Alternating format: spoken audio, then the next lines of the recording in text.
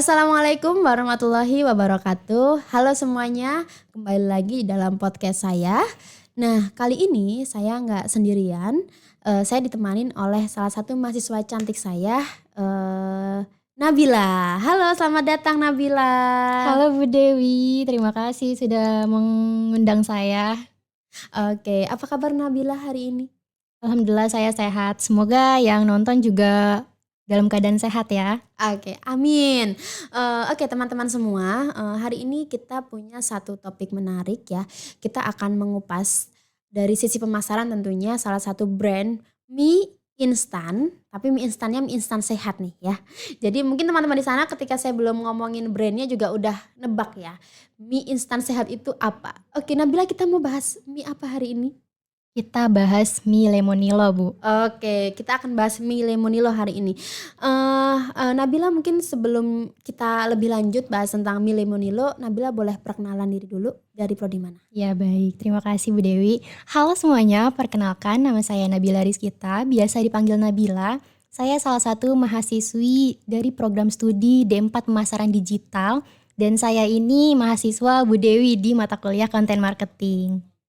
Oke, jadi di kelas kita memang kita akan banyak belajar cara bikin konten dan memang mempraktikkan ya cara bikin konten. Dan salah satunya hari ini kita bikin tentang podcast ini. Well, Nabila, sesuai dengan tadi yang saya sampaikan di awal bahwa kita akan bahas satu brand yaitu Lemonilo ya. Nah, seperti yang sudah disampaikan tadi bahwa Lemonilo itu kita kenal sebagai mie sehat ya. Nah, muncul pertama kali itu di sebuah loka pasar yang menjual produk-produk sehat dan natural dengan harga yang cukup terjangkau. Walaupun dia punya brand yang memang memberikan positioning dia brand makanan sehat gitu, tapi dari sisi harganya memang masih terjangkau. Nah, pada mulanya teman-teman semua pada bulan Oktober 2016, Lemonilo ini merupakan startup kesehatan dengan nama Konsula. Jadi pertama kali nggak langsung mie ternyata ya, tetapi dia memang dari startup kesehatan dengan nama Konsula. Nah, baru pada tahun 2017 Lemonilo meluncurkan produk pertama kalinya yaitu Lemonilo mie instan, mie rasa mie goreng. Nah, kalau dari Nabila sendiri, apa sih kesan yang pertama kali muncul kalau memang pas kita sebut Lemonilo gitu? Ya, kalau dari saya ya, mie lemonilo ini saya kenal banget sama jargonnya yaitu mie sehat tanpa 3P. Pengawet, pewarna, dan perasa buatan. Nah Bu Dewi, menurut saya lemonilo ini punya strategi yang brilian Bu. Dimana dia itu punya produk yang berbeda.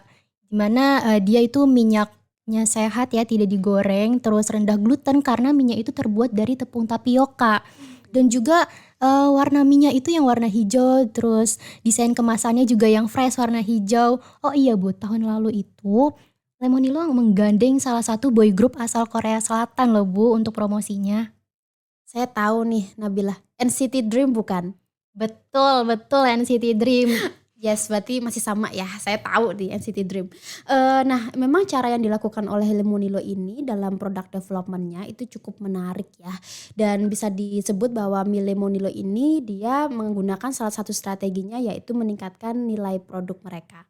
Ya betul, dari situ Bu, Lemonilo ini berhasil menarik perhatian masyarakat Indonesia dengan menggandeng boyband K-pop tadi, NCT Dream.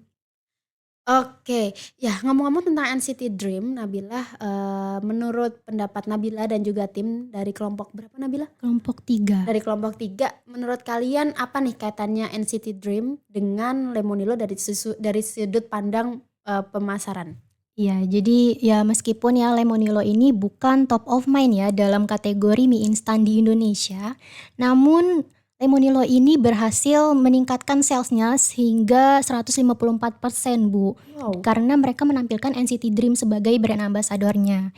Yang mana menurut Leah Greenwood di dalam bukunya yang berjudul Fashion Marketing Communication, brand ambassador ini digunakan oleh perusahaan untuk berkomunikasi dan terhubung dengan masyarakat ya. Juga bagaimana diharapkan brand ambassador ini dapat meningkatkan penjualan dan itu berhasil didapatkan oleh Lemonilo. Keren banget ya Lemonilo ini ya. Berarti bisa dibilang NCT Dream itu cukup berhasil ya karena tadi 150% ya dari Iya sellingnya Bu. meningkat gitu. Dan pastinya terutama kalau kita lihat memang dari karakteristik pecinta K-pop, kamu pecinta K-pop kan? Iya Bu, Oh, betul sekali. oke.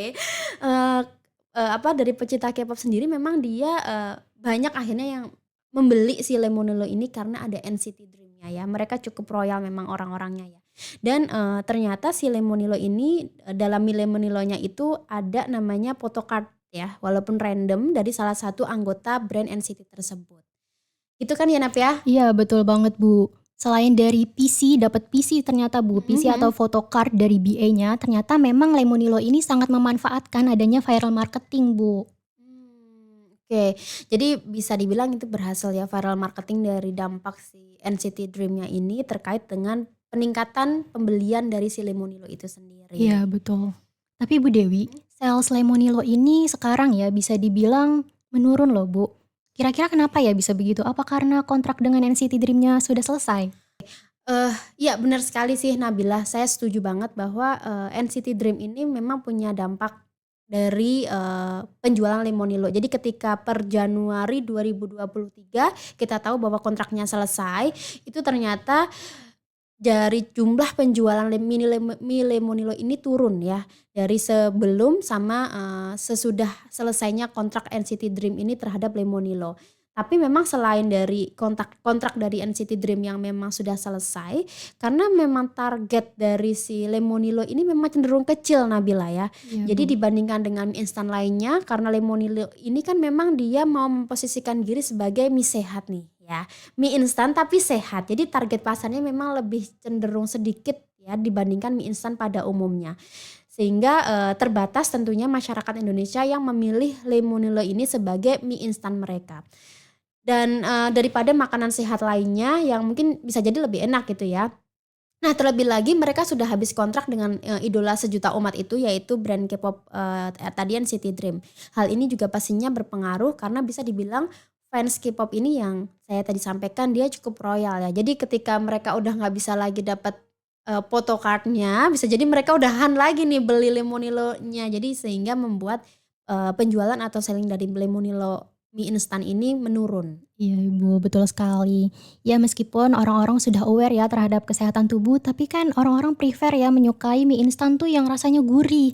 Walaupun dengan apa ya, segala resiko yang ditawarkan gitu ya. Berarti kan umumnya gurih itu ada bahan kimia lain, tambahan Mhm. bahan kimia lain yang bisa berpengaruh terhadap kesehatan tubuh. Tapi kalau Bu Dewi sendiri pernah nyobain Bu mie Lemonilo? Gimana rasanya? Apakah beda dengan mie instan yang biasanya Ibu Oke, konsumsi? iya iya.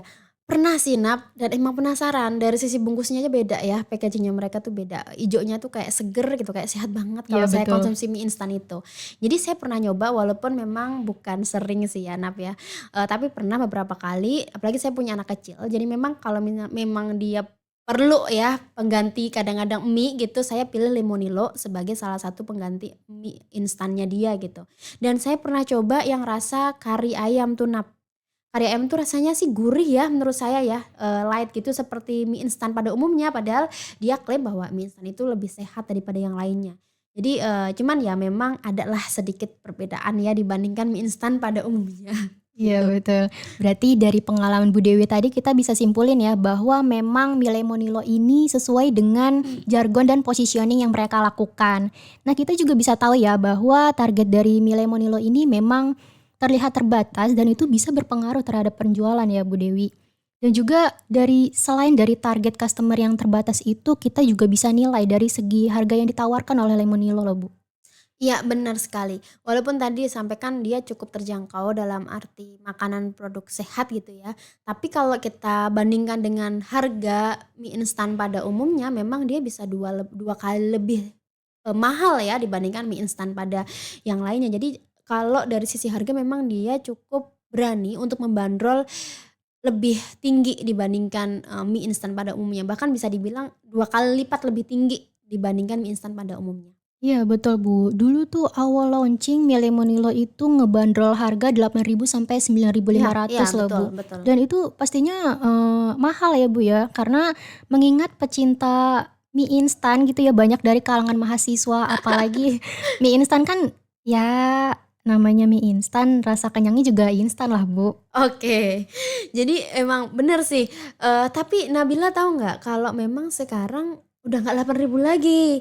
Jadi, terakhir saya beli itu ada di harga 5.000 sampai 6.000. Jadi Oh. mereka pernah menurunkan memang harga, jualnya. Jadi yang tadinya 8 sampai 9.000 sekarang jadi 5.000 sampai 6.000 per piecesnya. Mmm. Yang berarti bahwa, kalau kita compare lagi sama mie instan pada umumnya ya sekarang selisihnya 2.000, 3.000 lah 2 kali lipat. Kalau sebelumnya kan bisa sampai hampir 3 kali lipat ya Iya harganya betul. dengan mie instan lainnya.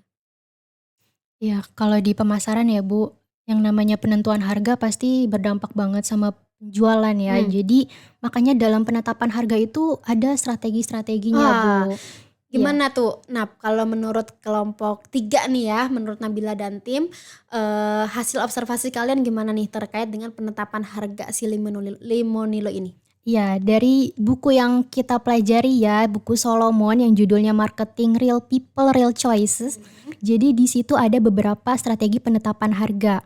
Ada based on cost plus yang mana itu berdasarkan biaya produksi dan pemasaran, lalu ada competitive pricing yang mana itu harganya dipasang oleh kompetitor yang ada di pasar dan lain-lain ya, ada penetration pricing, terus ada value based pricing dan Lemonilo ini dia pakai strategi yang price skimming, di mana strategi tersebut mereka menetapkan harga yang tinggi kemudian menurun seiring perkembangannya pasar.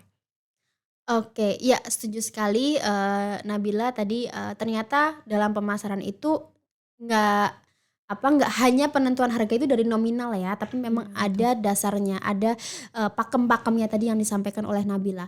Dan Lemonilo ini menurunkan harga produknya memang sebagai salah satu upaya dari mereka untuk agar tidak tergeser nih sama kondisi pasar yang tadinya untuk mempertahankan penjualannya. Dan harapannya bisa sesuai sama target pasar mereka gitu ya. Iya, tapi dalam perubahan itu apakah Lemonilo ini memang mendengarkan keluhan dari konsumen ya, Bu? Bisa jadi, Nap. Jadi memang kalau Lemonilo ini cukup bagus ya, cukup bagusnya, mereka terbuka sama mereka sangat terbuka sama apa yang memang customer mereka itu rasakan. Jadi mereka sangat terbuka sama feedback feedback yang diberikan oleh customer. Sehingga di dalam salah satu, websitenya Lemonilo itu, Lemonilo terbuka untuk mendengarkan keluh kesah mereka gitu.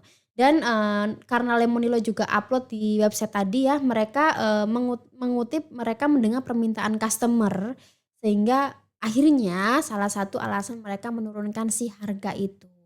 Oh, seperti itu. Oke, anyway, karena kita sudah diskusi apa aja yang menjadi faktor penurunannya penjualan dari mie Lemonilo ini yang cukup viral ya, mie Lemonilo itu mie sehat yang paling terkenal ya. Iya iya. Ada yang menarik dari cara mereka meningkatkan sales yaitu mengembangkan produk-produknya. Bila sudah mampir di podcast saya, terima kasih semuanya, have a great day. Bye.